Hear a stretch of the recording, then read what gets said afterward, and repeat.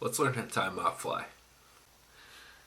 Alright, to start off, I am using a size 10 mustad egg slash caddis hook with a 5 slash 32 inch 5/32 gold bead for a little bit of weight.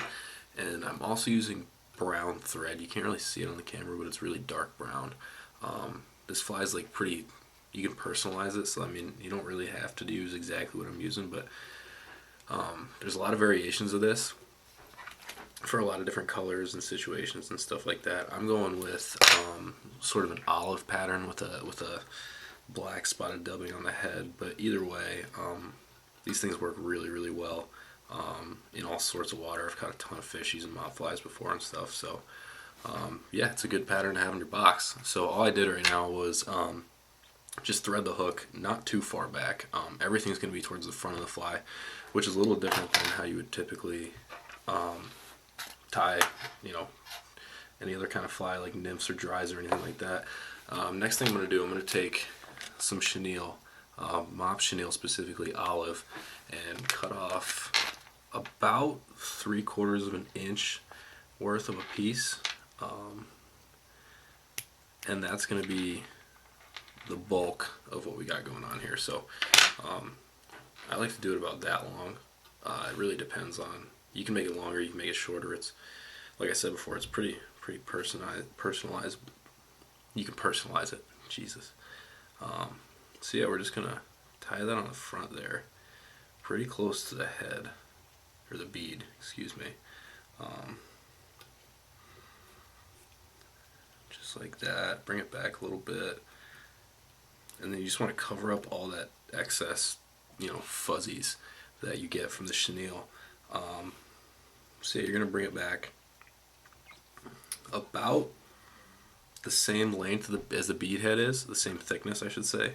Tie it back, and then cinch it down there good. At this point you could either put on a little bit of cement to kind of lock it down. You don't have to, but some people do it for durability and stuff like that, but that's all I do. I typically don't put cement on. But the next thing that I do is I take some dubbing, and this is black Hairtron. You can use brown. Some people put some crazy colors on, but I like black because I think it looks like the real deal. I think it looks like a caddis pretty well. And you're going to take a pretty hefty clump, and when you spin this on, you're going to spin it on like not quite as tight as you typically would for nymphs and stuff. You kind of want it to be a little loose so it looks a little hairy, a little crazy.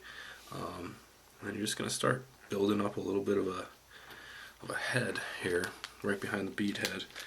It might take a couple times. You can go back and get more. But yeah, this is pretty much the entire fly, and it's great for beginners because it's really easy to tie and it fishes really well. So it's kind of encouraging for new fly tiers to see their work producing fish, which is always a good thing. And yeah, that's really all I do. The last thing I do is I whip finish, and I take a little bit of head cement and I put it on there. I'm a mess right now. Jesus. But yeah, it fishes in a wide variety of situations. Like, I've caught fish on this thing when it was pouring rain and the water was crazy high. I've caught fish in perfectly clear conditions.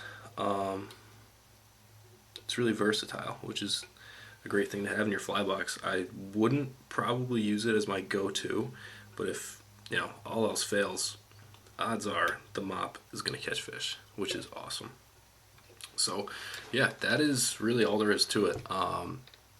It's a pretty simple fly. It fishes well, so get tying, hit your streams, and see if you guys can get into anything. And thank you for watching.